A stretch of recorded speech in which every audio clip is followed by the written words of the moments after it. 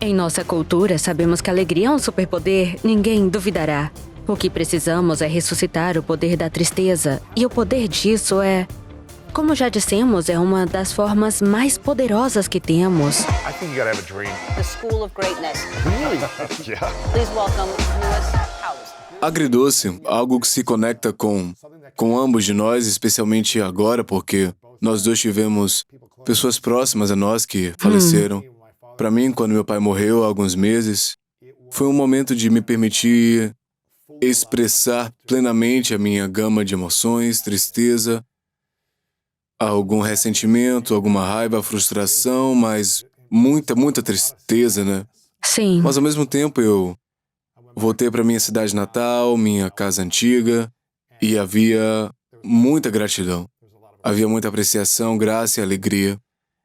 Eu não sei se você experimentou isso quando membros da sua família morreram recentemente, onde houve tristeza, mas também alegria e gratidão. Mas é o que eu senti e é o que eu continuo sentindo. Sim, eu sinto que há uma mistura tão confusa de emoções que você acaba tendo.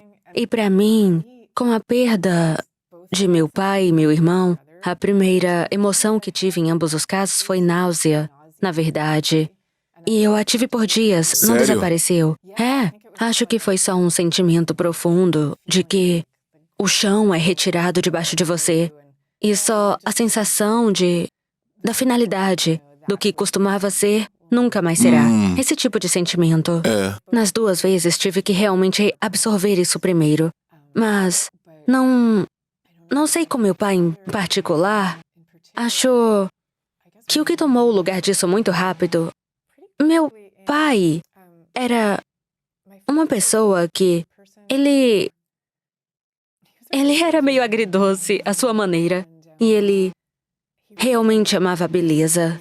Era professor de faculdade de medicina e trabalhava horas intermináveis, mas voltava para casa tarde da noite e sempre estava fazendo coisas. Adorava orquídeas, achava bonitas, então construiu uma estufa cheia de orquídeas Uau, no porão. sério? E cultivava essas orquídeas que só ele e a família viam.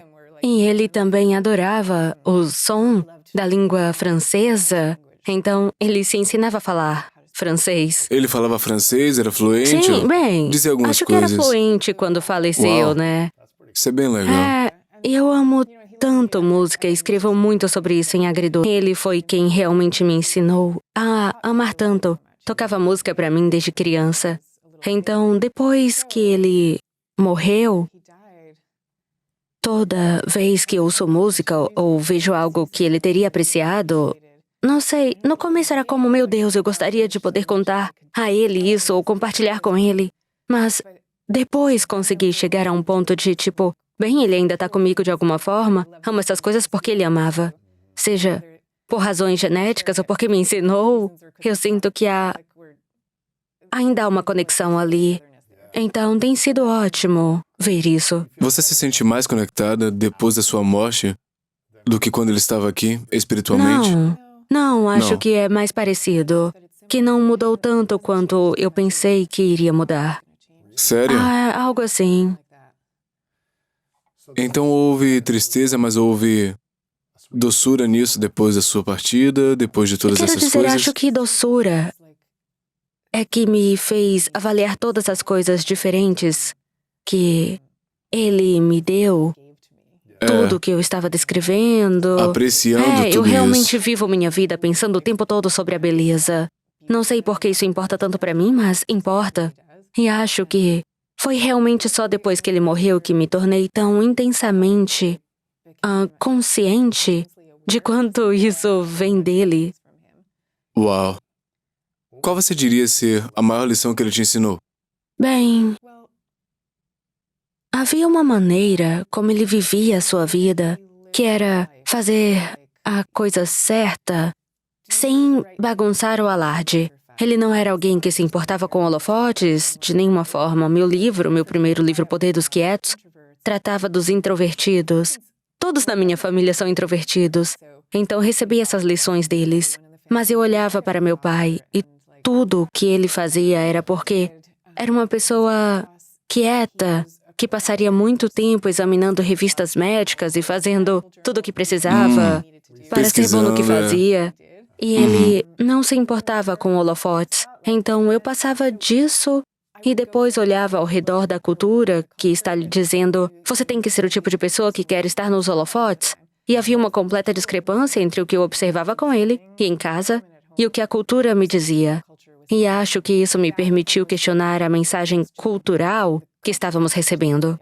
Você teve muita confusão crescendo quando outras pessoas buscavam holofotes e você estava mais feliz sendo isolado, eu acho? Sim. Quero dizer, não tanto. Eu gosto de me conectar com as pessoas, mas individualmente. Não em Não em grandes grandes grupos. grupos. E tudo que faço agora, que está em destaque, é sempre como: meu Deus, estou saindo tanto do meu caráter. E é em prol do trabalho que eu amo, então eu faço. Mas não é o meu núcleo. Então, Certo. é isso. É um processo constante trabalhar nisso, né? Você fala sobre ser completa quando está experimentando tristeza, dor e tudo isso. Como alguém se sente completo quando há tanta dor na sua vida? Bem, porque são humanos. Humanos têm dor. Isso faz parte do ser humano.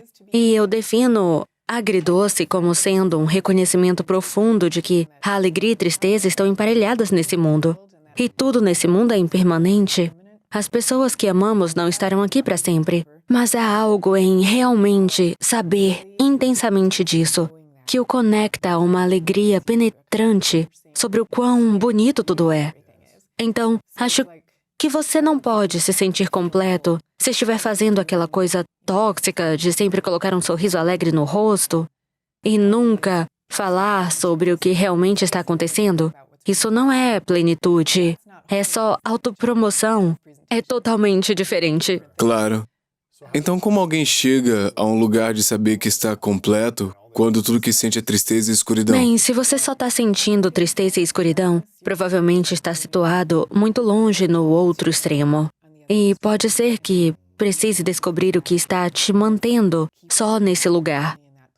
Acho que é um processo de estar aberto a todas as emoções que temos e perguntar o que cada uma dessas emoções nos diz. O que essa dor que tenho me diz? Se você está passando por, digamos, uma grande dor devido a um término, isso está lhe dizendo que você sente essa dor porque se importa com o amor e os relacionamentos. A dor está apontando diretamente para o que você mais se importa. E uma vez que sabe o que se importa, pode se aprofundar mais nisso. Em vez de alternativamente, poderia dizer: estou sentindo toda essa dor. Então talvez eu não deva mais ter relacionamentos. Continuo com Certo. dor e outra vez, então é melhor reconsiderar toda essa conta. Isso era eu. Sim. Era sempre doloroso. E né? você já pensou, bem, talvez eu não deveria fazer isso. Eu pensava, ok, tá numa relação por um período de tempo é muito bonito, até que não seja mais, e eventualmente se transforma em dois sofrimentos.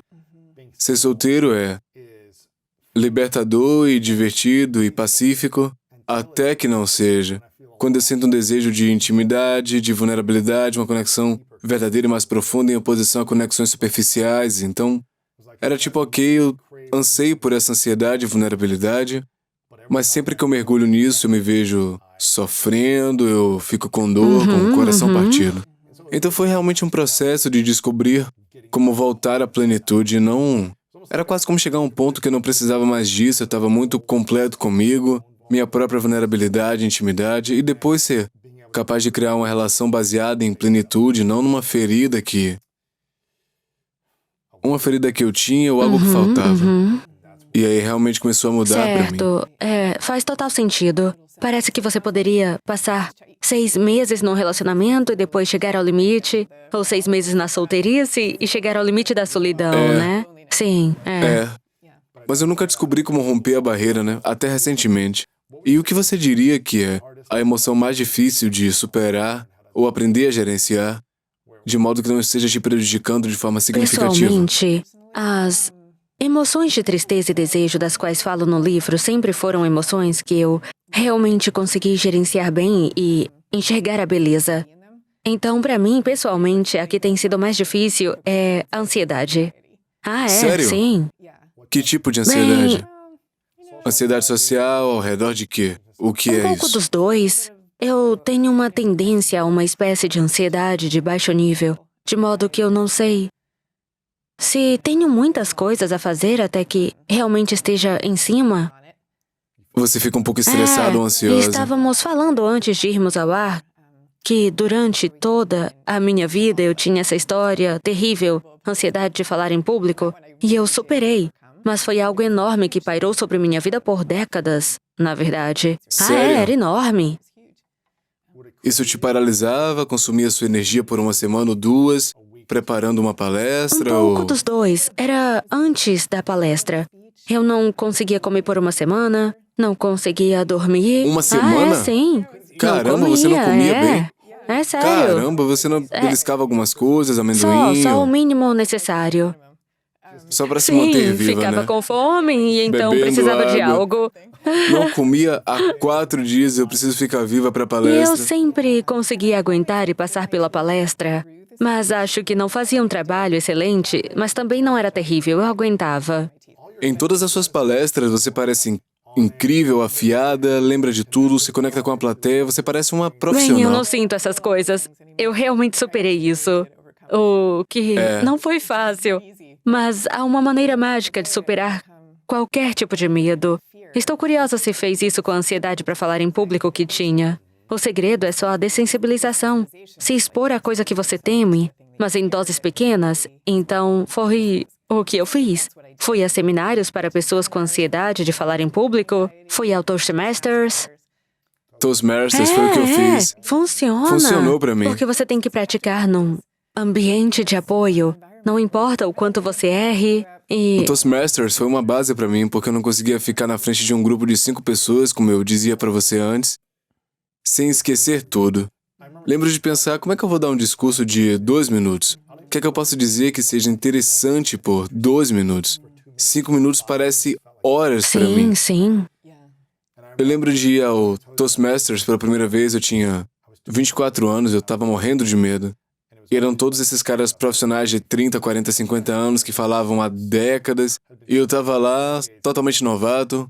Eu era esse cara que acabou de jogar futebol, tava tentando descobrir o que fazer com minha vida, vestindo camiseta, uma camiseta da regata. E eu pensava, cara, eu não tô no lugar certo, mas foi exatamente onde eu precisava estar. E eu lembro que me disseram, ok, o seu primeiro discurso é uma apresentação de 5 minutos. Eu lembro disso. E eu, cara, gastei 2 semanas escrevendo cada palavra do discurso que eu ia fazer. E eu tava tipo, eu não tenho ideia do que falar por 5 minutos. E eu entrei no Toastmasters pela primeira vez, suando, pingando de suor. Fui até o púlpito, eu tava com tanto medo de ficar na frente das pessoas, eu precisava disso. E eu tinha meus papéis lá em cima, e eu literalmente olhei pra baixo e li sem parar pra esquecer de que eu não perdia nada. Virei a página, lia de novo, depois olhei pra cima no final. Eu lembro de sentir tipo, caramba, eu sou um perdedor, sou muito ruim, sou a pior pessoa aqui. Eles vão debochar de mim, né? E, obviamente, no Toastmasters, eles não podem debochar, eles têm que ser solidários, né? Semi-encorajadores e dar um feedback construtivo. E eles foram ótimos, mas disseram, cara, da primeira vez, tente olhar pra cima uma vez, né? Na próxima vez, tente sorrir, respire fundo, relaxe um pouco, né? E foram pequenas doses, né? Eu pratiquei todas as semanas, eu fazia outro discurso. E eu disse, toda vez que eu vou, eu preciso me levantar para o Table Topics. Não sei se você se lembra. Sim. O que eram aqueles? Espera, Eram eram os aterrorizantes. improvisados Table Topics? Improvisados. Era como improvisação de falar em público. E eu me lembro de dizer, toda vez que eu tenho que fazer isso, é porque eu não Certo, quero certo. fazer isso. Qualquer coisa que me fizesse ficar desconfortável, eu dizia, ok, eu Alguma tenho que vez ficou levantar e em fazer. casa? É terça-noite, é hora de ir ao Toastmasters e você não... Eu ia todas as vezes, porque essa foi uma época da minha vida em que eu não tinha mais nada acontecendo. Eu tava no sofá da minha irmã, eu tava falido, eu pensei, cara, eu tenho que superar isso. E aí eu pensei, cara, eu vou todas as semanas, eu encontrei um mentor no Toastmasters com quem eu me encontrei todas as semanas à noite, e eu revisava meu discurso, eu praticava com ele, e eu tava tipo, eu vou Você nessa, provavelmente né? é a única pessoa na história do Toastmasters que fez isso. É incrível. Eu tava comprometido porque eu sabia que isso tava me paralisando, né? Esse medo, a incapacidade de ficar na frente de pessoas e transmitir uma mensagem ia me paralisar pro resto da vida Foi se eu não exatamente superasse. como eu me senti também. Ah, sim, Sério? sim, eu costumava ser advogada corporativa e, no fundo, acho que não me importava tanto com o direito corporativo. eu nunca estava investido o suficiente para superar o medo quando estava fazendo isso. Mas então, quando me tornei escritora, me importava tanto com o que estava Tem fazendo. que sair e fazer isso. E eu só senti, meu Deus, não posso mais fazer essa profissão sem ser capaz de sair e falar sobre isso. Foi quando eu tive a motivação para fazer o que você descreveu, tipo, ai meu Deus, vou aparecer toda semana mesmo que eu odeie. Você só continua. E acho que as pessoas que não têm não entendem como é. Mas a coisa que você disse sobre precisar do púlpito, no seminário a que foi especificamente para pessoas superarem esse medo, eles tinham... Eu nem sabia que existia algo chamado Seminário de Superação do Medo de Falar em Público. É em Nova York. Uau. Acho que ainda tá rolando. É dirigido por esse cara, Charles de Cagno. Acho que se chama o Public Speaking Center of New York. É ótimo. Faz exercícios em que você fica na frente de todo mundo, com outras pessoas dos lados. E tudo que você precisa fazer é responder a algumas perguntas sobre si. Mas a ideia de ter outras pessoas ao seu lado é como você não tá sozinho no centro. É porque estar no palco é Certo, aterrorizante. então está praticando estar no palco, mas não sozinho. É como a ideia do pouquinho.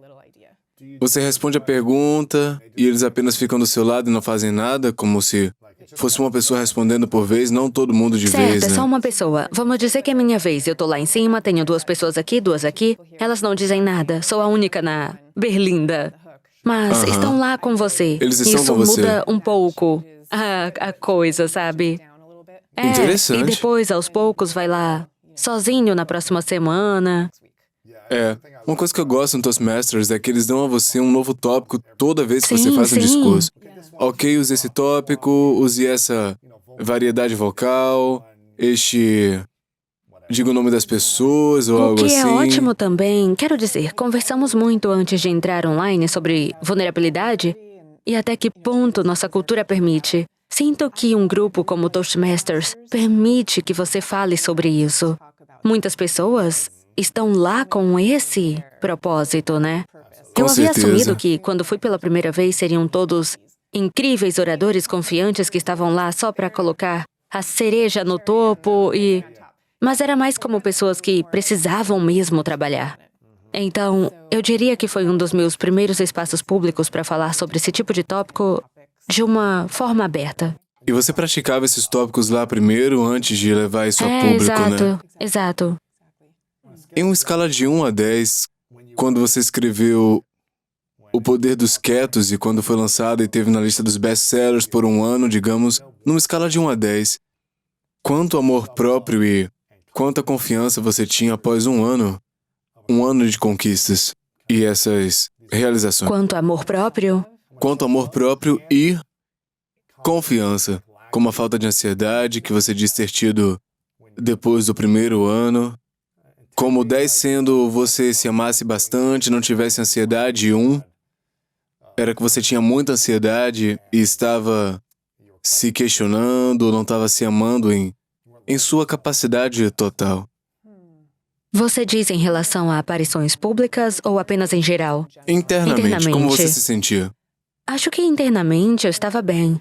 Acho que eu estava me sentindo muito, muito bem. Se sentindo eu tava bem, me né? sentindo Eu bem tô arrasando. porque eu... Tô mandando ver. Eu queria ser escritora desde os 4 anos.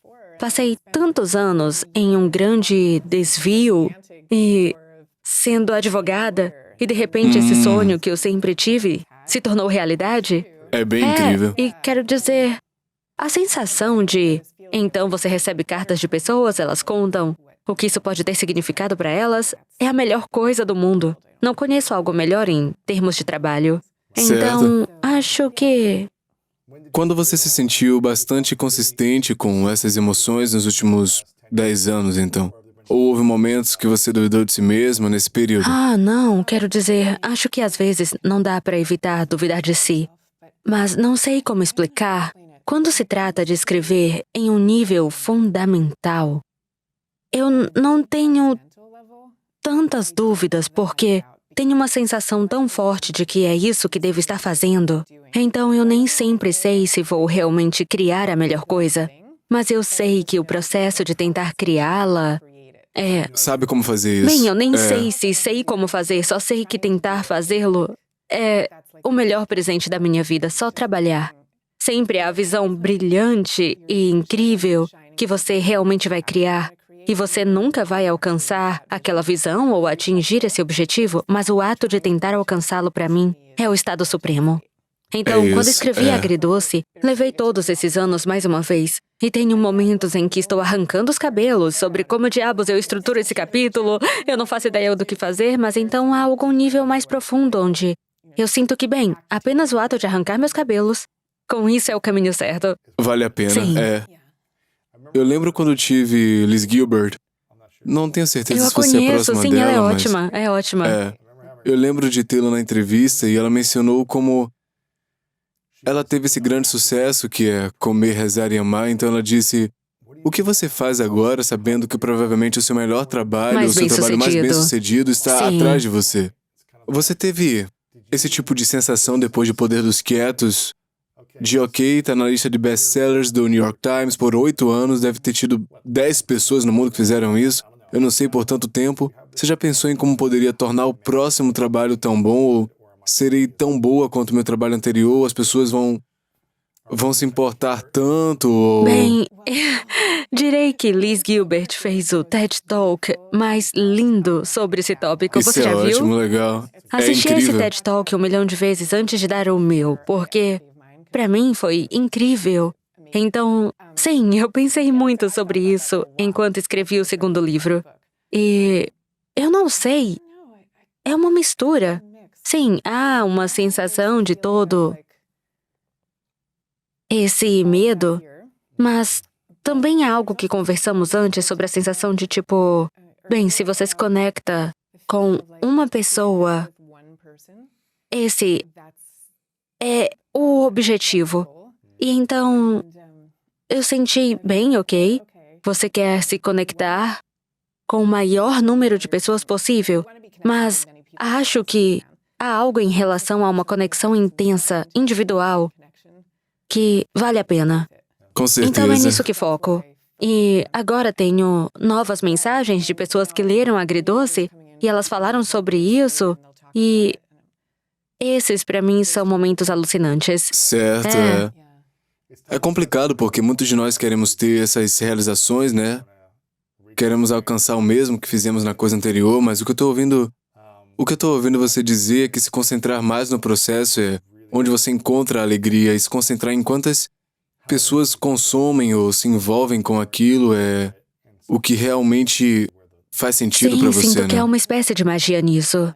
O motivo pelo qual eu queria ser escritora desde o início é porque, por causa da sensação que eu teria lendo um livro, da conexão intensa com o autor, e o autor pode nem estar mais vivo no momento em que você tem essa conexão, e no entanto você a tem através dos séculos. É por isso que tô nisso, tentando ter esses momentos. Isso é legal. Eu sinto que não há muita plenitude no mundo. Existe muita dependência em coisas externas para tentar criar plenitude. Dependência em redes sociais, substâncias, seja álcool, vaping, cigarros, drogas, vício, até em sexo, né? Seja lá o que for.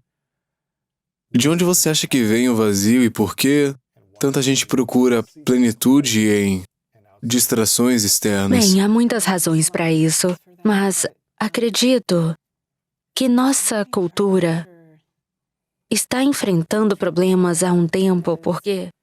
E eu digo um tempo, estou na verdade datando isso até o século XIX. Falo sobre isso no livro. Desde então, começamos a nos fazer a pergunta: quando algo dá errado ou certo para alguém, isso se deve a fatores externos de sorte ou azar? Ou é algo dentro da pessoa? E a resposta provavelmente é a mistura de ambos, mas cada vez mais começamos a responder essa pergunta dizendo: é tudo sobre você. Você está determinando totalmente tudo. E a partir daí começamos a categorizar as pessoas em vencedores natos ou perdedores natos. E acredito que talvez não admitamos, mas é assim que realmente pensamos em nós mesmos e nos outros. E Por que categorizamos assim, vencedores e por quê? perdedores? Porque... Você tem um capítulo, né, sobre isso, vencedores e perdedores. Sim. Baseado em como seus pais têm uma certa quantidade, então você é um vencedor, onde você nasceu, que tipo, o que é que você quer dizer quero com dizer, isso? você vai ser um vencedor no jogo da vida. E em diferentes momentos culturais, definimos isso de maneira diferente. Hoje em dia, parece que é bem-sucedido no trabalho, você é atraente, está em forma, é todas essas coisas. E não é apenas todas essas coisas, mas você atinge todas essas coisas com facilidade? E Certo. quanto mais olhamos para nós mesmos e para os outros dessa maneira, mais sentimos que temos que apresentar as emoções de um vencedor. Então, sempre temos que parecer felizes e que tudo é fácil para nós. Nada é muito vulnerável, Nada me nada me incomoda. incomoda, como as emoções que falo de tristeza e desejo, que acredito serem algumas das emoções mais poderosas que nos conectam uns aos outros e que nos conectam com os céus e a transcendência e a criatividade. Não permitimos a nós mesmos ir lá, porque expressar tristeza e desejo é se colocar do lado perdedor do registro emocional. E assim, não podemos ser completos porque não nos permitimos falar sobre a dor, mesmo que isso seja parte da vida. Não deveria ser grande coisa, não deveria. Porque, claro, todo mundo tem essas emoções, mas temos medo de como seremos vistos. Por que você acha que tanta gente tem medo de chorar na frente dos outros? De serem vulneráveis, de dizerem coisas das quais sentem vergonha, de dizer coisas das quais não têm orgulho? Por que você acha isso? Acho que as pessoas têm medo de cair em status, de perder seu status aos olhos dos outros, que você vai cair algumas posições na hierarquia social, se admitir essas coisas. Mesmo que, sabe, Isso também é o que nos isso é o conecta que às nos pessoas, conecta, né? é a coisa, é o que nos conecta. Quero dizer, há uma razão pela qual todas as nossas religiões falam sobre sofrimento, o que fazer com o problema do sofrimento. E todas as nossas religiões falam sobre o desejo por um mundo mais perfeito e belo do que este, como o desejo pelo Éden, o desejo por Meca, o desejo por Sião. É porque todos nós entramos neste mundo com um sentimento de incompletude e o desejo de articulá-lo e de chegar um pouco mais perto de um lugar de amor e de belezas que sejam reais. Mas só permitimos a nós mesmos expressar isso através, digamos, da religião ou de algumas peças de arte diferentes. Não permitimos na conversa cotidiana, mesmo que seja isso que nos conecta. É interessante porque até os 30 eu diria que eu vivi num mundo onde eu tinha que colocar uma certa máscara, Sim. né? Onde eu tinha que projetar força, confiança, fingindo ter as respostas, seja lá o que fosse. Eu tinha que projetar uma falta de fraqueza e é o que eu sentia que eu precisava fazer para poder Certo. pertencer, se encaixar, ser aceito e amado, Sim. né? E então eu percebi que isso era uma coisa que me impedia de alcançar níveis mais profundos de conexão, intimidade, amor e uma gama completa de emoções, eu diria, de maneira consciente. E quando eu comecei a retirar minhas máscaras, né, e ser vulnerável em certos contextos e estações da minha vida, eu fui capaz de poder liberar muita dor, liberar muita vergonha e liberar muitas coisas que me seguravam para que eu pudesse sentir o amor que eu nunca havia sentido antes.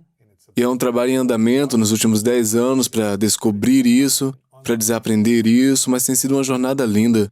E eu acho que a vulnerabilidade me traz uma conexão muito mais profunda com as pessoas. Eu acho que você tem que fazer Sim, isso na hora claro. certa, em lugares certos. Não é só em todos os momentos regurgitar uma vulnerabilidade, mas tem uma força nisso, né? E na capacidade de se conectar com pessoas quando você se revela. Eu acho que quando você faz isso, você pode criar coisas incríveis em vez de vir de um nível superficial. Certo. E você não sente que perdeu força ou poder ao fazer isso, ou teve momentos Não, eu disso? sinto que eu deixei relacionamentos que talvez não estivessem em alinhamento com a visão que eu tenho agora, então eu tive que seguir em frente. E eu construí uma comunidade mais forte, mais segura de pessoas dispostas a ir para o mesmo lugar. E tem Sim, sido você muito disse legal. uma coisa importante quando eu estava falando, que é que você não pode estar fazendo isso o tempo todo. Acho Não. importante dizer isso, né? E há até dados que mostram que em certas circunstâncias, se você é, vamos dizer, o chefe, a pessoa que está sob você pode não querer que você esteja contando tudo o que você está passando. Isso pode deixá-los desconfortáveis e, na verdade, eles podem começar a te ver como menos capaz. Então, essas são algumas das tristes realidades que também são importantes de expor. Precisamos chegar a um ponto em que essas realidades convivam lado a lado, com a capacidade de aparecer com todas as nossas diferentes emoções.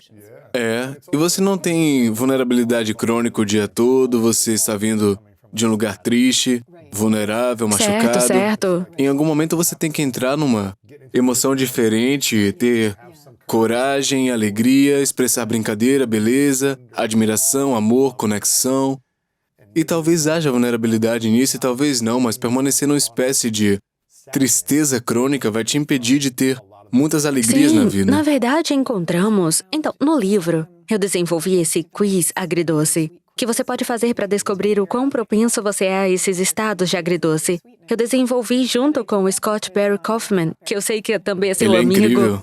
Ele é ótimo. E David Yaden, um psicólogo da Johns Hopkins. E então fizemos todas essas correlações diferentes para descobrir se você tende a ser propenso a esse tipo de aceitação da alegria na tristeza. O que mais está associado a isso? E o que descobrimos, de acordo com seu ponto, é que as pessoas que têm altos níveis de agridoce também têm altos níveis de admiração, espanto e espiritualidade. Então, quando você tem tristeza e sim, alegria, sim. quando você pode acessar ambos. Os dois, porque o que realmente está dizendo, se você pode acessar ambos, é que você está aberto e receptivo a tudo que o mundo traz. E você está aberto e receptivo a você mesmo e a todos os seus diferentes estados emocionais, em oposição a estar apenas na tristeza, o que provavelmente significa que há algo sobre a alegria que você tem medo ou algo assim. Se só estiver disposto a entrar num estado de alegria, provavelmente tem medo de onde a tristeza pode te levar. É interessante, eu tive 2 entrevistas recentemente. Uma eu estava no programa de outra pessoa e outra alguém veio aqui. E as 2 pessoas disseram que não choravam há mais de uma década. Uau! E eles disseram isso na entrevista e disseram, cara, eu reconheço isso, é algo que eu tenho que trabalhar. Eu sei que tem algo aí, eu quero poder descobrir o que é. E são duas pessoas incríveis, inspiradoras, pessoas gentis e muito determinadas a ter resultados de negócio e tudo isso. De onde você acha que isso pode vir se alguém não consegue descobrir ainda ou bloqueia a capacidade de sentir a emoção da tristeza, chorar, lágrimas, tristeza? Bem, é diferente para todos, claro. Mas acho que para muitas pessoas há um medo de que, se eu for a esse lugar, talvez nunca seja capaz de sair de novo. Sim, Sério? ouvi de muita gente. Ficarei preso a isso. Triste para sempre. Sim, é claro que não precisa ser assim, né? Mas acho que muitas pessoas têm medo disso. Ou só não querem olhar para essa situação. Isso, sabe? Por que você acha que é tão assustador olhar para a tristeza para algumas pessoas? A tristeza, por sua própria natureza, não é boa, né? Eu não sinto que seja também. Então, é assustador olhar para qualquer coisa que seja dolorosa ou pode ser assustador. É diferente para pessoas diferentes. Eu acho mais assustador, ou digamos mais difícil, não falar sobre coisas que estão tão claramente presentes e diante de nós. Para mim, essa seria a coisa mais difícil. É apenas sufocar ou varrer para debaixo do Sim, tapete. está Não bem expor ali. isso. Como pode não falar disso? O elefante está bem ali. Exato, Se alguém que está ouvindo ou assistindo não conseguiu acessar essa emoção, o que é que você acha que pode ser uma estratégia, algo que eles podem começar a fazer para poder chegar nesse lugar de maneira segura lá, sem pensar que são presos lá? Sim, é uma pergunta muito boa. Eu começaria procurando expressões disso que não lhe pareçam tão ameaçadoras. E isso pode ser música, Uma música que triste. na verdade é como eu entrei nesse tópico, né? Porque tenho essa reação louca e intensa à música triste de me sentir não realmente triste quando a ouço, mas totalmente conectada à humanidade. Porque parece que a música está expressando algo que todos os humanos expressam e depois transformando em algo bonito, o que é algo que os humanos têm a capacidade de fazer. Olhamos para algo doloroso e transformamos em significado, como depois do 11 de setembro, de repente, todas essas pessoas se alistaram para ser bombeiros. Certo. Depois da pandemia, na faculdade de medicina, por que fazemos isso? Porque olhamos para algo doloroso e há esse impulso humano de transformar em significado. Então, a estratégia para as pessoas de que você está falando seria encontrar expressões da tristeza humana que também pareçam significativas e edificantes. E elas estão em toda parte, seja na música, ou na arte, ou na religião. Acho que os esportes também são outro Com grande certeza. exemplo. É. Foi muito interessante desde os anos 70 ou 80, de repente. A cobertura esportiva se tornou não só sobre estudar a mecânica do jogo e quem ganhou ou perdeu, mas de repente contamos histórias emocionais sobre os jogadores. Histórias, sua sobre- infância, seus pais, Sim, a dor que tiveram que superar para chegar onde estão, tudo isso. Então, acho que para todos existem diferentes portais ou passagens que eles podem usar para chegar a esse estado de uma espécie de conexão elevada com outras pessoas através da aceitação de tudo. Qual é a coisa que você acha que todas as pessoas mais desejam, mas também têm Amor. mais medo?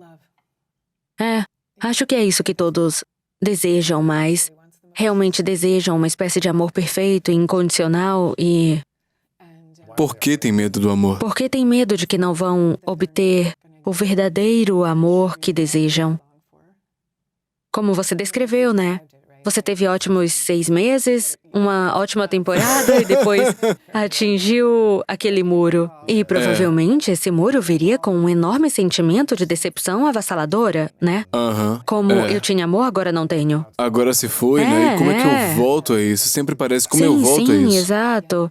Então acho que é isso que as pessoas estão desejando fundamentalmente.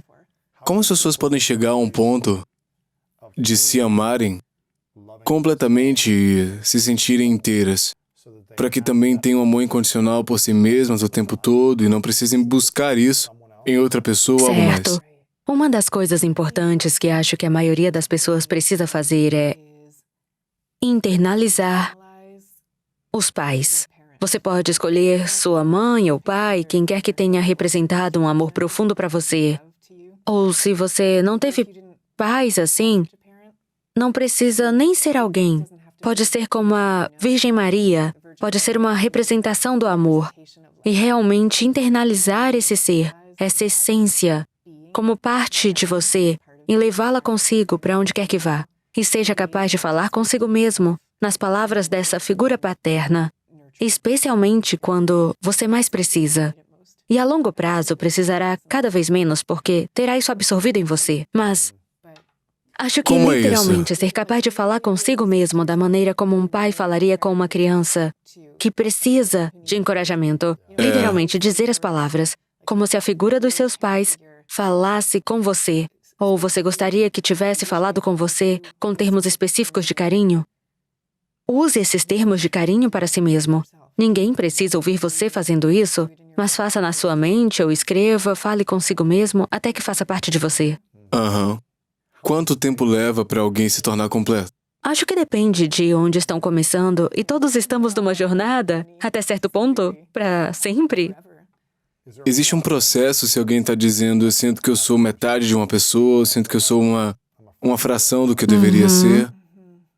O que você diria ser o processo ou o método que eles poderiam seguir para começar a reconstruir ou remodelar a sua identidade, autoestima, para que eles possam se sentir, sou uma pessoa completa, posso me sentir bem, Sim, isso é eu ok. diria pouco a pouco, bem devagar, como falamos sobre falar em público.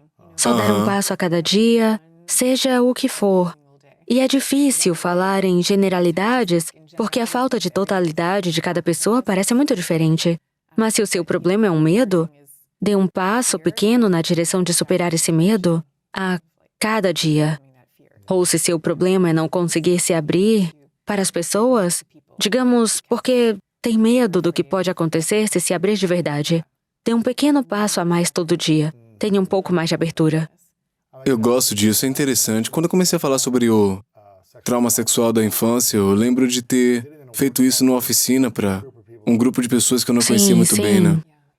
Foi a coisa mais assustadora que eu fiz, mas eu também pensei, cara, eu nunca mais vou ver essas pessoas, provavelmente, né? Então quem se importa?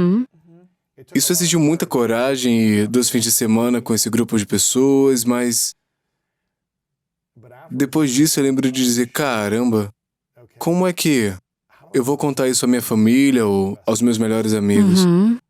Eles podem me renegar, né? Me julgar, quem sabe? É uma coisa assustadora se abrir quando você se sente assim. E eu lembro de falar com uma amiga terapeuta na época, eu disse, o que é que eu faço nessa situação? E ela disse, vá até a pessoa que você sente que vai receber isso melhor primeiro, né? Você sente que essa pessoa é a mais aberta. Não diga isso à primeira pessoa que será mais resistente em ouvir isso, mas a pessoa que você sente que é mais aberta, né? E pergunte a cada membro da família, faça a pergunta antes, para ver se é apropriado contar a eles.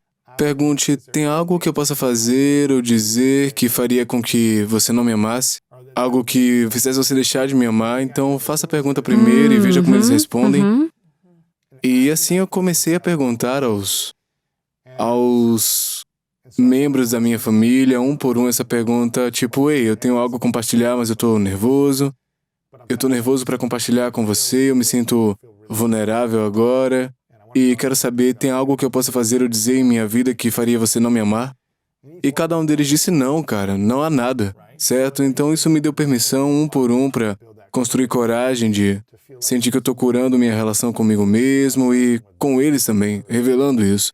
Então acho que é uma abordagem que funcionou pra mim, eu acho que é uma boa abordagem. Sim, e você chegou ao ponto em que compartilhou isso com o público? E não podia dizer ao público, há algo que eu possa fazer ou dizer que faria você não me amar, mas deve ser que nesse ponto você se amava o suficiente pra não precisar fazer essa pergunta. É, eu me amava o suficiente e sabia que eu tinha meus amigos e família lá. Sim. Mesmo que o mundo me odiasse ou pensasse que eu era um fracassado ou algo assim, eu pensei, cara, pelo menos eu tenho amigos e família.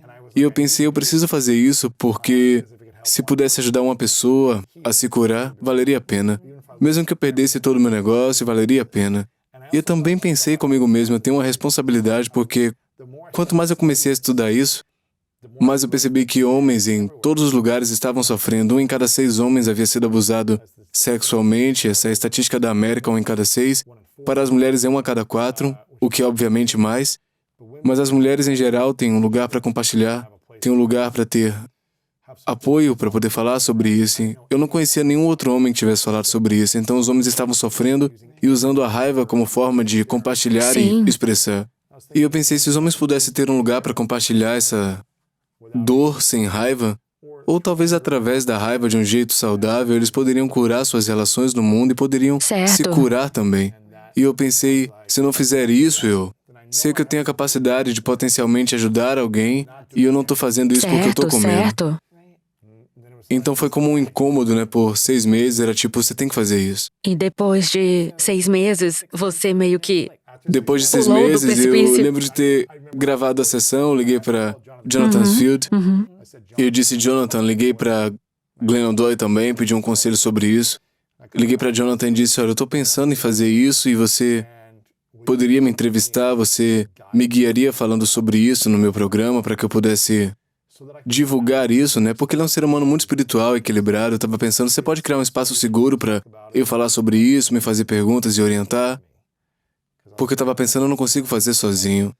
Eu entrei em contato com ele me ajudou, e depois eu entrei em contato com o Glennon, né? Depois, esperei mais 3 meses depois de gravar, porque eu estava pensando, cara, eu devo publicar isso. Glennon Doyle me ajudou a escrever o artigo e todo o conteúdo para divulgar, porque eu não queria que ele fosse divulgado de forma que não fosse em benefício de outra pessoa. Certo.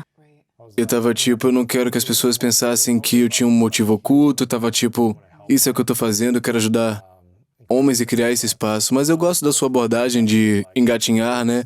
Se sentir mais inteiro, para poder se amar mais e se sentir confortável antes de dar passos maiores. Sim, é pouco a pouco, de pouco em pouco. É assim que realmente mudamos com tudo, né? Certo. Eu quero dizer, há uma psicóloga em Stanford, a Laura Carstensen.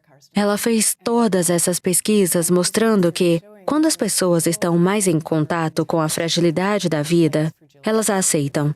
Que todos esses outros estados vêm com esse estado. Elas ficam menos zangadas, têm mais gratidão, começam a se concentrar em relacionamentos significativos, atividades significativas. E ela viu isso primeiro em pessoas mais velhas. Porque quando você chega aos 70, 80 anos, você sabe que a vida é frágil, sabe que só tem alguns anos a mais.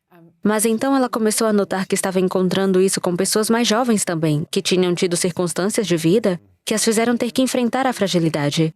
Então, acho que só saber que há muitas pesquisas por aí, está em todas as nossas tradições de sabedoria, elas nos dizem que seguir esse caminho nos leva a um lugar de mais significado e de aceitação.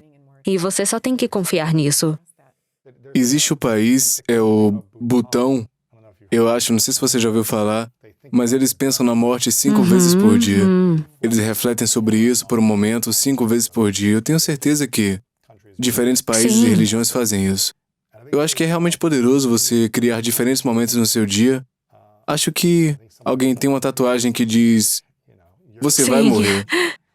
E é apenas olhar para o pulso ou ter um lembrete, um alarme que apareça 5 vezes por dia dizendo: cara, tudo vai acabar. Sim. Isso permite que você se concentre na perspectiva, permite que você sinta mais profundamente, que você tenha mais urgência na vida, que você diga coisas que precisa dizer e não se contenha. Na verdade, eu comecei a fazer isso. Porque eu Sério? estava escrevendo sobre essa prática quando eu trabalhava em agridoce. E pensei, ok, reli todas essas pessoas fazendo isso. Os estoicos faziam, ou esses grandes generais da Grécia Antiga, eles venceriam uma batalha e marchariam vitoriosamente pelo anfiteatro e teriam um cara seguindo com eles na parte de trás do cavalo dizendo: você vai morrer, para que nunca perdessem de vista isso. Então pensei, ok, o que isso significaria se eu tentasse?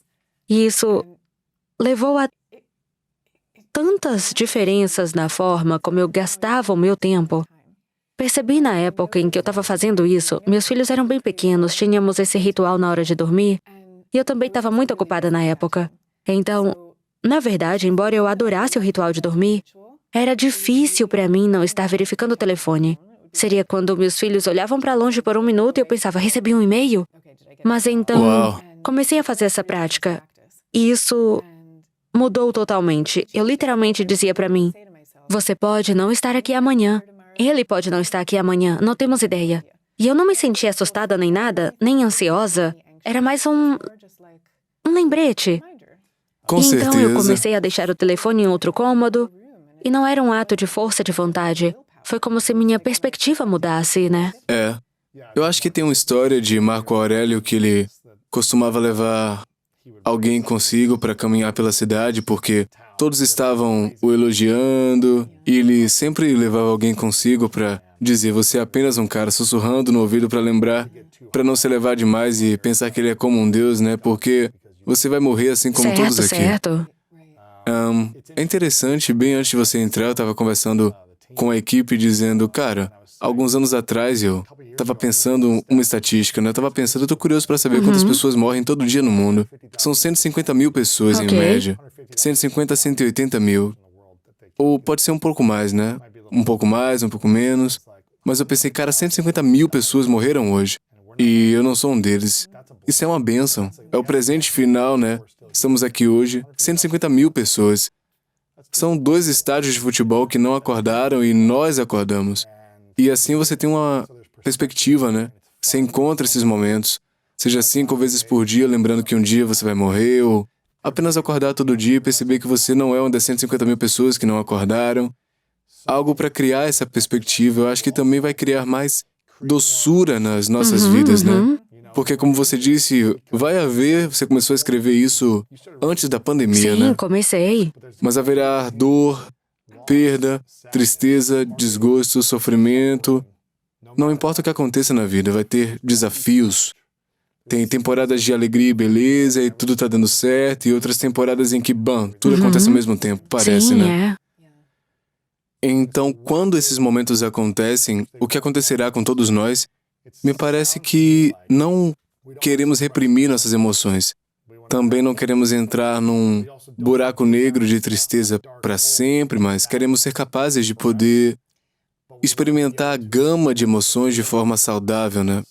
É o que eu tô ouvindo que você tá dizendo agora. E o outro lado do que você acabou de dizer é que também é o caso de quando estamos passando por momentos que parecem estar inclinados para a escuridão, sempre há alegria lá também. Essa é a coisa, se você estiver realmente em contato com a alegria e a tristeza o tempo todo. Como falamos sobre como dediquei o livro a Leonard Cohen, e o epígrafo é a linha de sua música Anthem, que diz que há uma rachadura em tudo. É por aí que a luz entra. Então, ser capaz de lembrar que mesmo nos momentos mais sombrios, há sempre essa luz brilhando e sempre está disponível para nós. Então, Qual é a arte japonesa? Como é? o wabi-sabi. Era isso que pensava? Não é isso? É que se chama quando algo quebra e eles Isso é reconstrói com kintsugi. ouro? Sim, não sei se estou Kintsugi. pronunciando correto, mas Kintsugi, algo assim. É tipo, ok, aqui tem algo que eu quebrei, tem muita tristeza, mas vamos tornar isso Sim. mais bonito. Preenchendo essas rachaduras, Exato, né? exatamente. Com ouro, o que quer que façam essa pintura, na verdade, na verdade tem uma característica mais bonita agora, porque não é Certo, perfeito. e... Tem fragilidade Sim, nela. e isso é o que eu diria às pessoas que têm medo de que, se seguirem nessa direção, nunca poderão sair dela.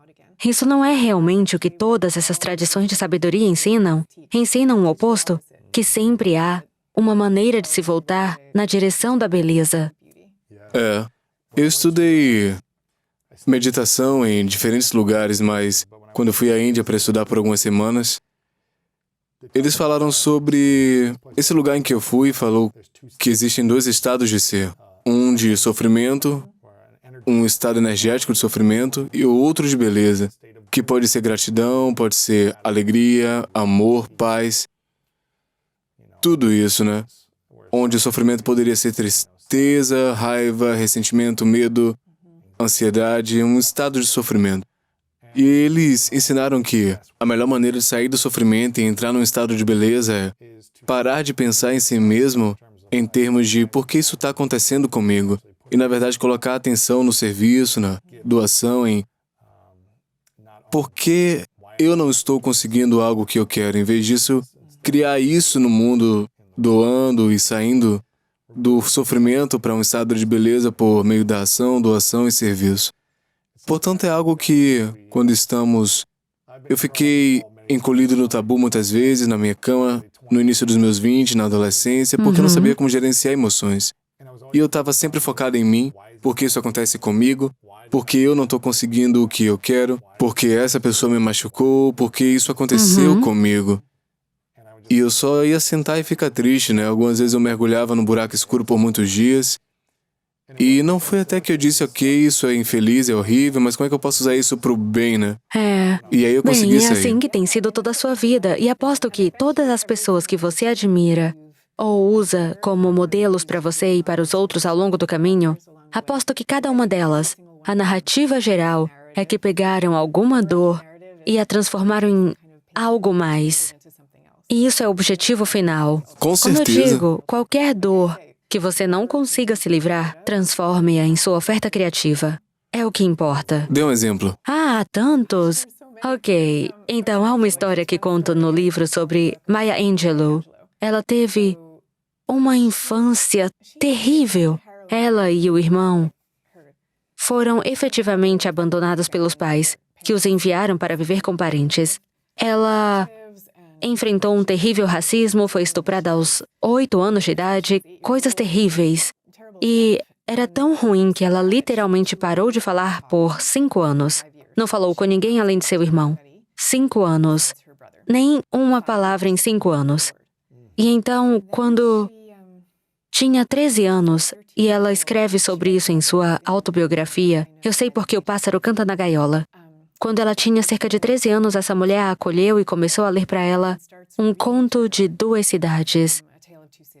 Angelou lembra como as palavras soavam como música da maneira que essa mulher dizia. E também há esse detalhe incrível que ela descreve sobre essa mulher. Ela diz, era uma pessoa muito adorável, muito bem vestida, graciosa. Ela disse, ela costumava sorrir, mas nunca ria. Então era como uma alusão ao fato de que a própria mulher havia passado por qualquer coisa e a mulher consegue abrir a jovem Maia. Então ela começa a produzir suas próprias memórias, peças e poesia, tudo que ela faz. E há uma reviravolta incrível na história, que é que 30 anos depois, havia outra menina que cresceu em uma situação que era quase incrivelmente semelhante à da jovem Maia. E ela lê a autobiografia de Angelo e diz: "Meu Deus, sou eu!" E ela não consegue acreditar que há outra pessoa por aí que teve sua história e a transformou em algo mais. E aquela menina que estava lendo aquela autobiografia era a Oprah.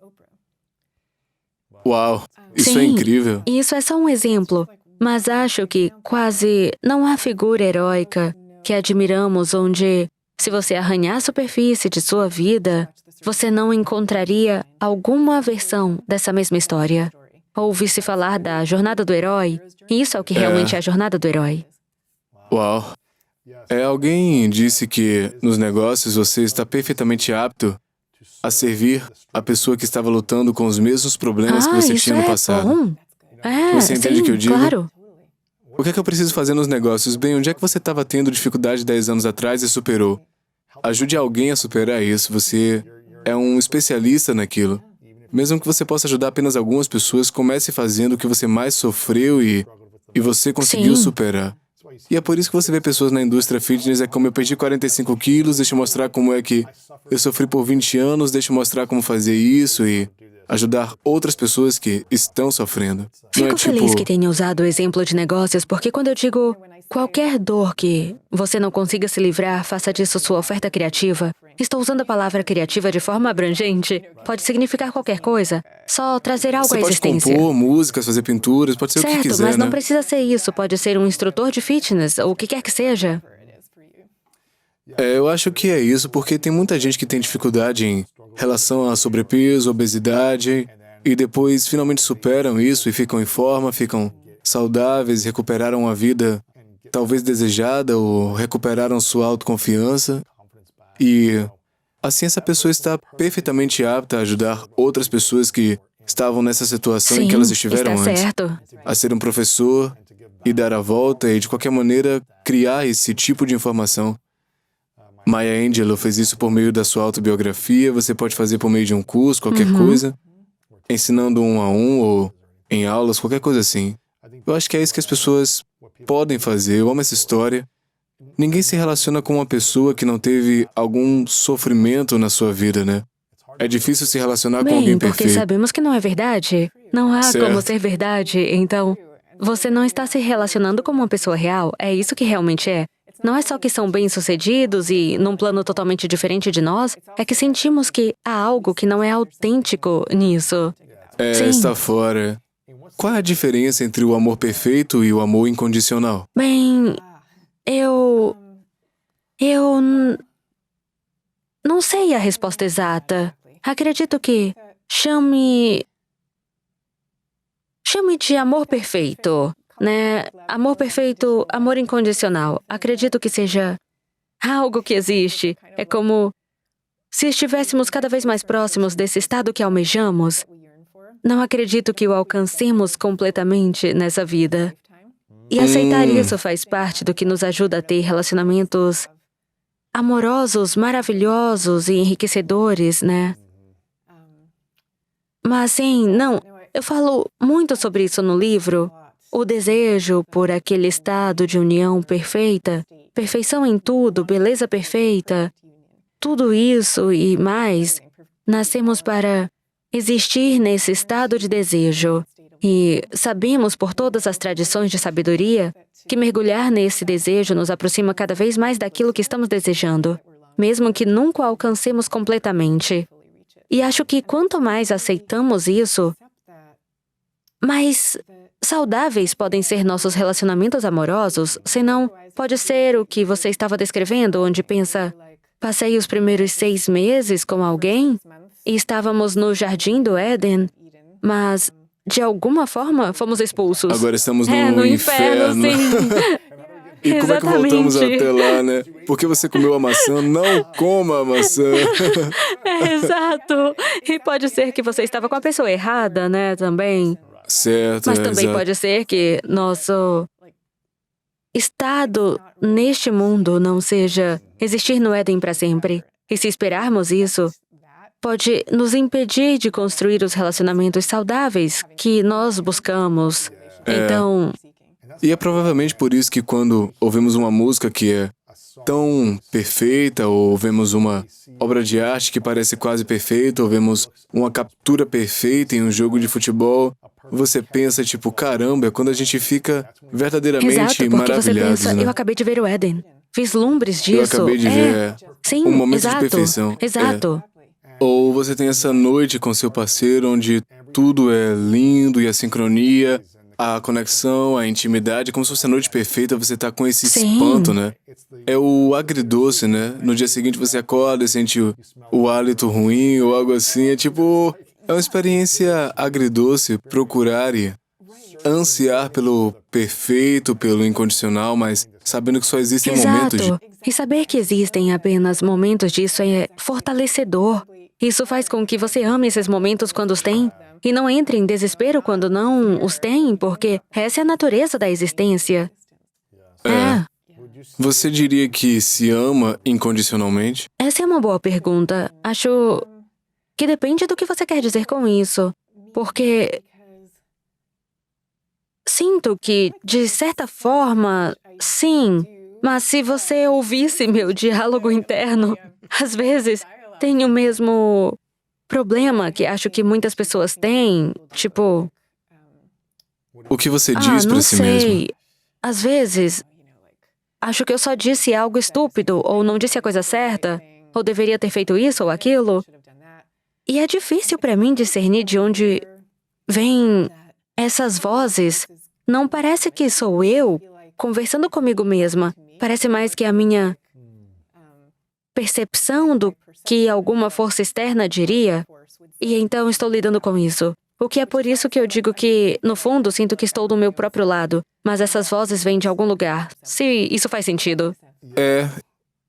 Eu entendo você. O que seria necessário para nós, como seres humanos, pararmos de nos julgar, mas também ter humildade e feedback construtivo de uma maneira saudável para nós mesmos, para crescer, expandir e não pensar que já temos tudo planejado. Certo. Como chegamos a esse ponto em que não estamos nos julgando internamente, nos envergonhando, errando, duvidando, mas também procurando melhorar e crescer de uma maneira que é saudável. Ok.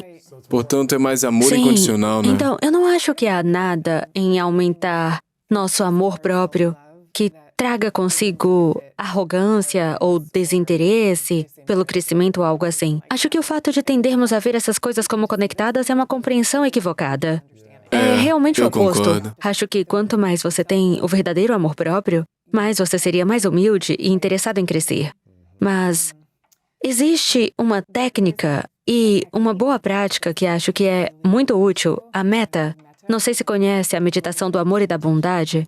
Eu realmente escrevi sobre isso. Estudei com Sharon Salzberg, que é uma das nossas grandes professoras de meditação.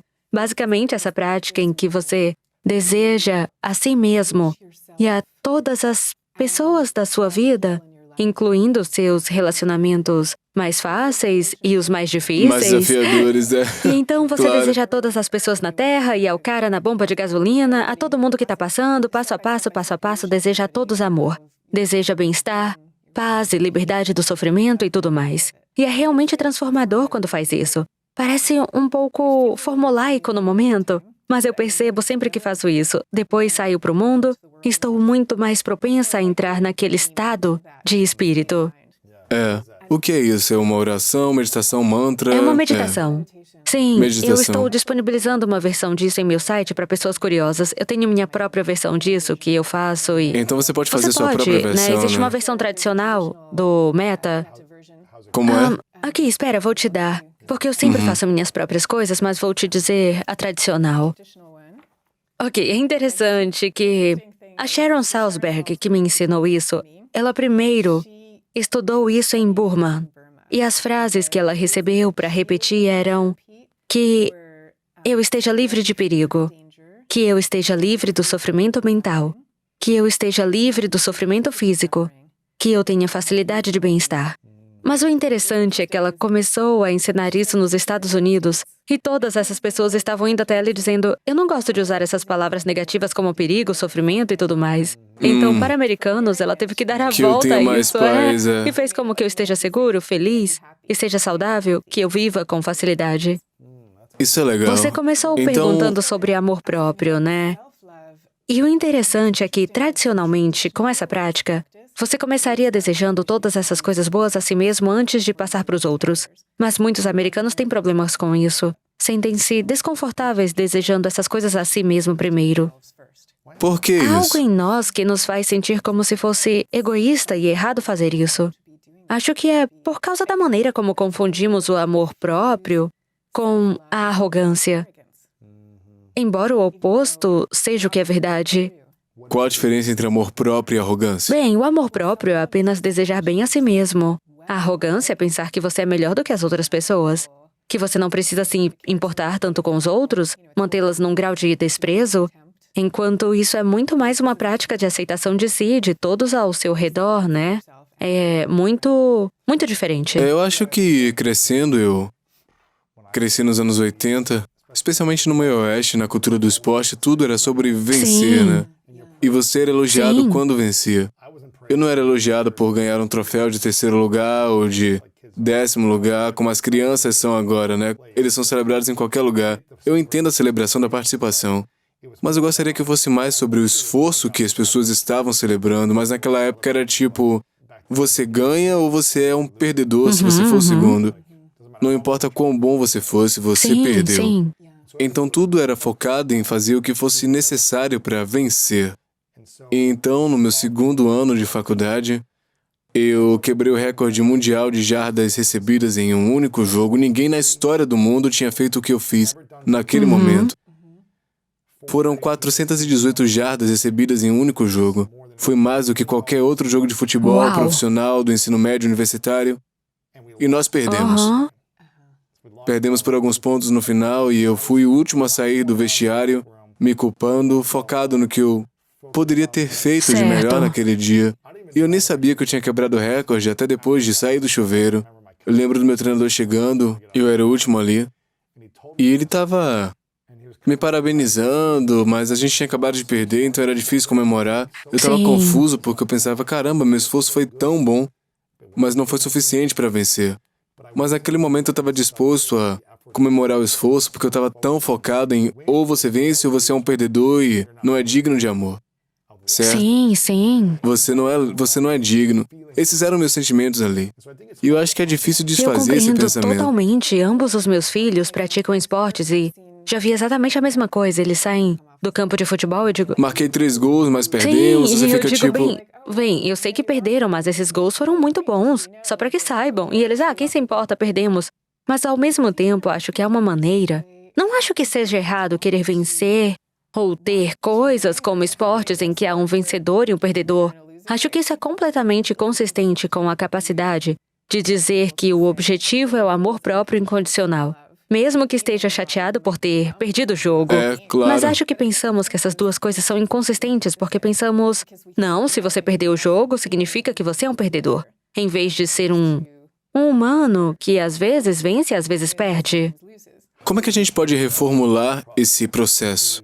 Se a gente não consegue o emprego que a gente queria, ou a relação que nós queríamos, ou se a pessoa diz não para nós e rejeita a gente, ou se somos demitidos, ou qualquer outra coisa, não conseguimos os negócios, perdemos o jogo, como manter nossa identidade completa, amorosa e plena, e não ligada a perder ou falhar em coisas externas, né? É que simplesmente algo aconteceu e talvez você tenha colocado esforço suficiente e aconteceu de qualquer maneira. Talvez não tenha colocado esforço suficiente, vai colocar mais na próxima, mas acho que a mudança de mentalidade real é que vemos isso como quando estamos ganhando, quando as coisas vão bem, isso é a estrada principal. E quando perdemos, é uma saída da estrada principal. E agora sentimos como, meu Deus, estamos presos numa saída nos confins daqui. Em vez de pensar, tudo faz parte da estrada principal. Tudo faz parte. É só uma parte do que acontece na vida. E na próxima vez vou colocar todo o esforço e tudo isso.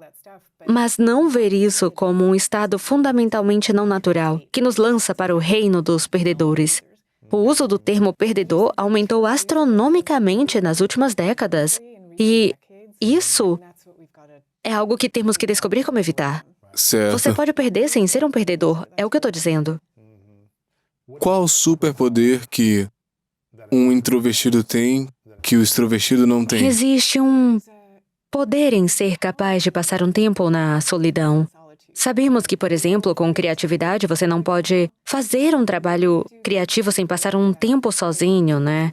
Em nossa cultura, apenas focamos na parte da criatividade que envolve a troca de ideias, subir no palco, compartilhar as ideias. Isso é tudo bom, mas você também precisa de tempo sozinho, o que para os introvertidos vem muito mais facilmente.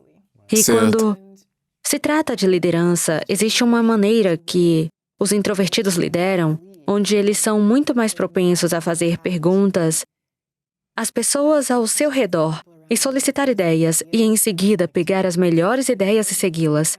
Enquanto para o extrovertido, o que vem mais facilmente é inspirar e estimular as tropas e tudo mais. Mas eles podem ser tão dominantes ou simplesmente irrefreáveis que estão obtendo só suas próprias ideias e não recebendo tanto dos outros.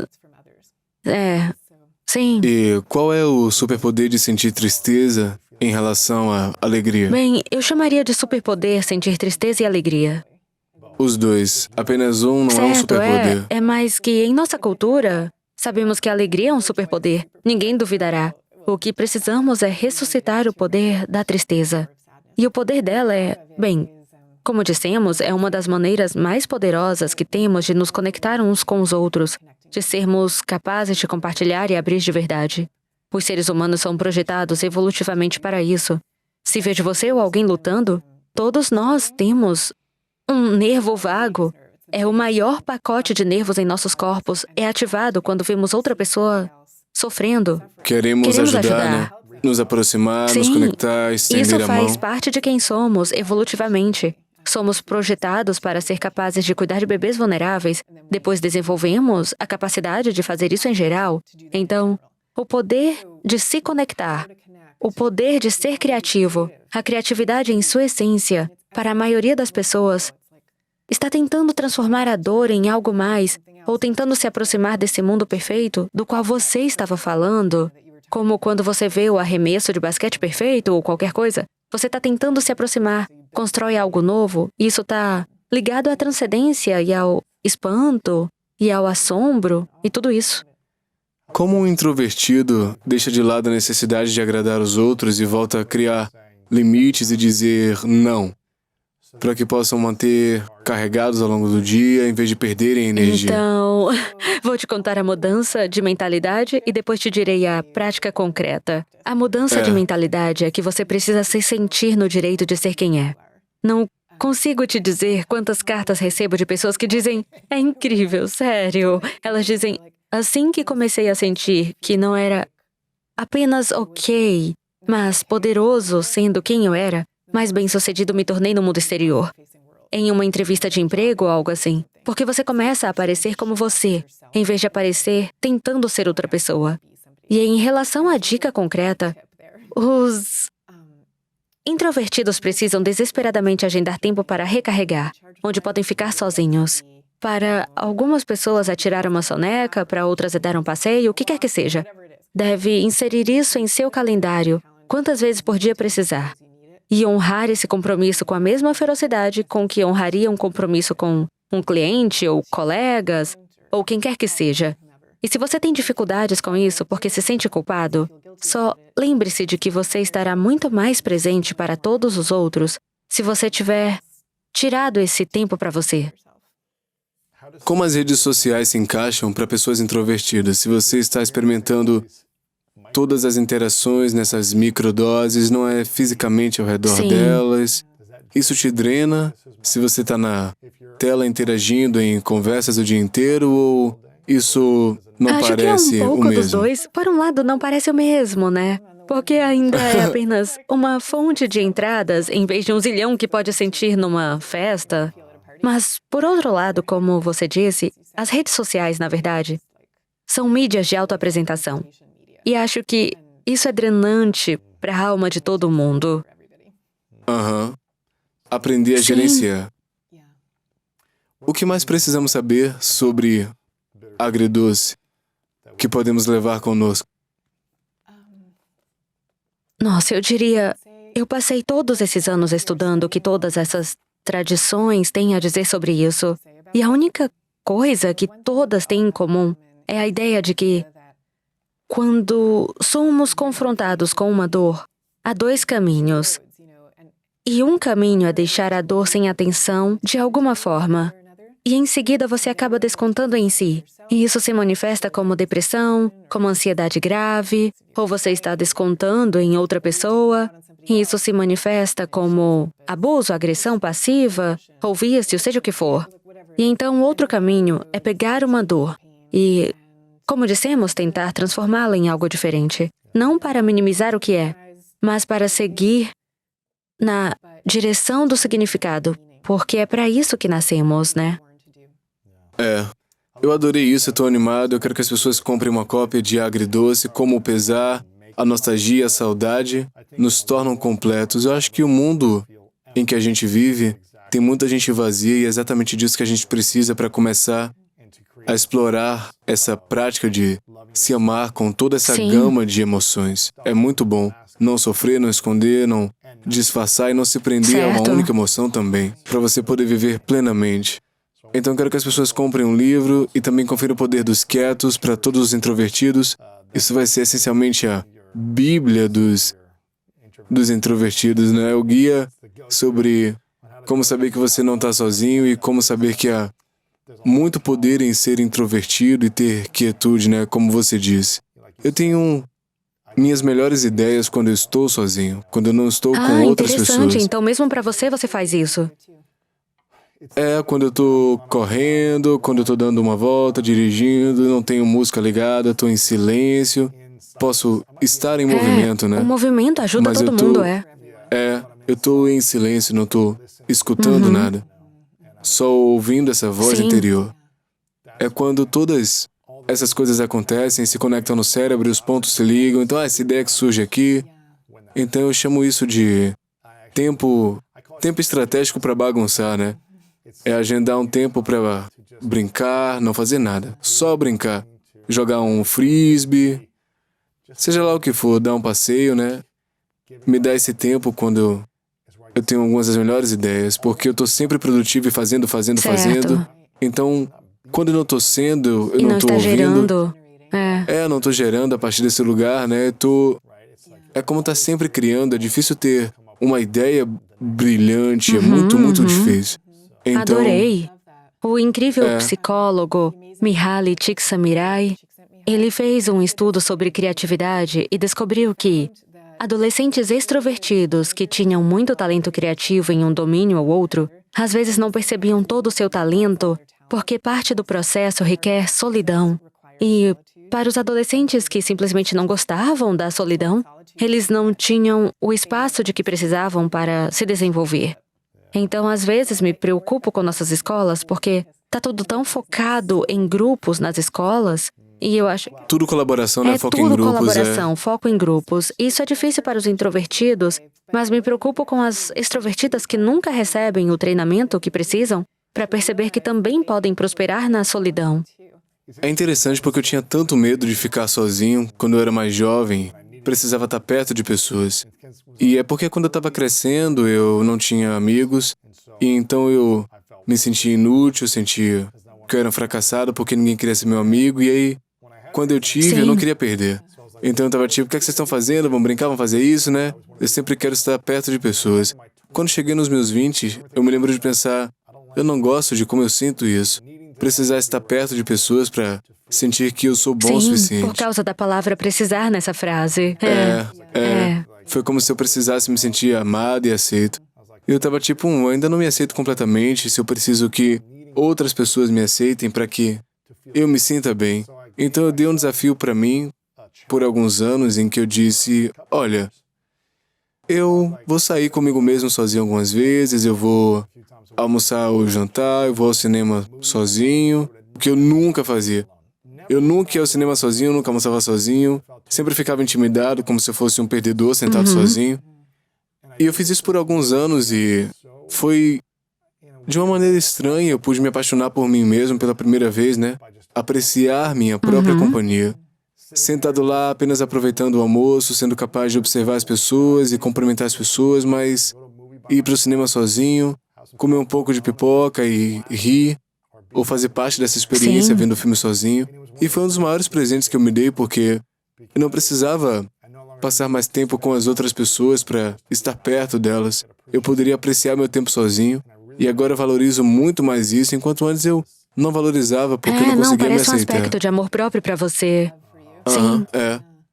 Como se chama isso quando você tá no meio É uma boa extrovertido? pergunta, é chamado de ambivertido. Sim, Ambivertido, sim. é. Porque eu adoro estar perto de pessoas, mas amo estar sozinho. Certo. Eu quero sair com amigos, fazer amizades, mas depois eu falo tipo, cara, eu quero ficar sozinho Sim, por meio sim. dia inteiro. É. Susan, tô muito grato por você ter decidido lançar esse livro. Eu realmente quero te agradecer por sua missão de servir pessoas, usando o seu dom, seu talento para criar uma bela obra de arte, para compartilhar com os outros sobre como podem se entender melhor, se curar, como podem crescer, se conectar. Estes últimos livros realmente são inspiradores e estão impactando muita gente. Eu sou grato pelo seu conhecimento, pelas suas lições, pelos desafios que você enfrentou para poder criar isso a partir de um espaço para que os outros possam entender as suas vidas. É incrível. Eu espero que você continue indo bem e que Agridoce seja um sucesso, porque muita gente se sente vazia e isso pode ajudá-las a se sentir inteiras. Então, eu sou grato muito a você. obrigada, Luz. É uma alegria, uma honra estar aqui com você. Eu aprecio. É. Certo, eu sou muito grato. Eu tenho algumas perguntas claro. finais, mas eu quero ter certeza de que as pessoas vão consumir o livro. Eu quero que elas acessem susancain.net para poder fazer o questionário. Você tem um quiz lá, uma newsletter, tem um curso. Sobre o que é É o um curso? curso sobre agridoce. E o que é legal é que é feito por meio de mensagens de texto que enviamos para o seu telefone por SMS ou WhatsApp. Então, é como Legal. se toda manhã você acordasse e tivesse uma mensagem de áudio minha, escrita Bem ou legal. outras coisas. São Muito pequenas bom. mensagens que recebe toda manhã. No que vai ajudar as pessoas quando elas É uma passarem maneira pelo de seu curso? aprender a viver a vida com alegria e tristeza e depois sair dela de uma maneira mais completa no final. Ok. Então, se formos a susancain.net, eles podem ter Isso todas as mesmo. informações lá, né? O livro, então comprem algumas cópias. Essa pergunta eu faço a todo mundo no final. É uma pergunta hipotética chamada As Três Verdades. Então, imagine que você pode viver o tempo que você quiser, Ok, mas é o seu entendi. último dia. Você pode realizar tudo o que quis, experimentou todas as tristezas e alegrias da vida, o assombro, a bela arte, música, tudo isso. Mas por algum motivo você tem que levar todo o seu trabalho contigo para outro lugar. Então ninguém mais vai ter acesso aos seus livros. Essa entrevista desapareceu, é um cenário Uau, hipotético. ok.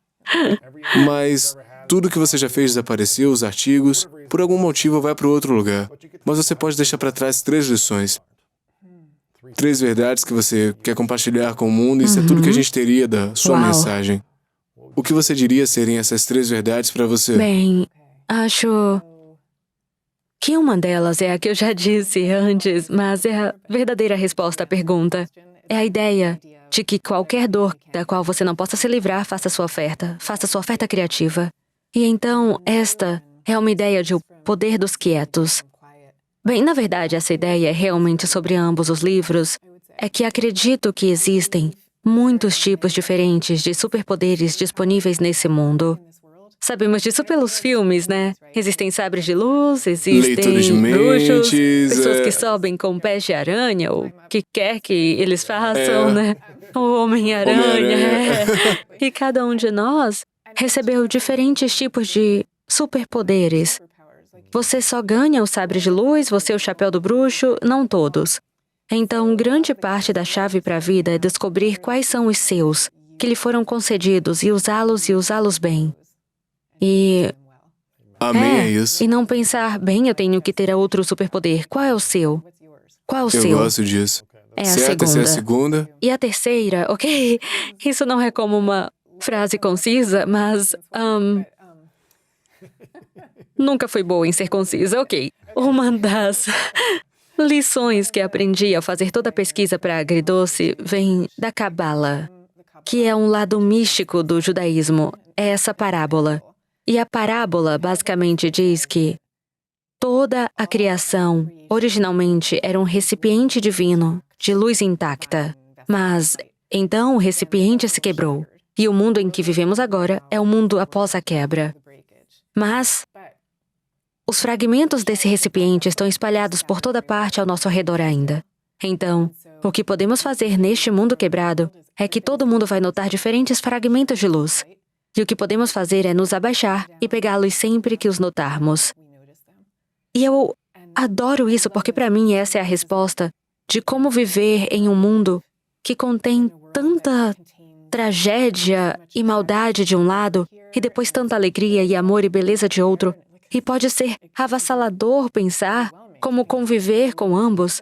E sinto que essa parábola nos dá a resposta como, ok, não espere que seja perfeito, nunca será uma utopia, mas você sempre tem o poder de se abaixar e pegar a luz. Sempre. Isso é lindo.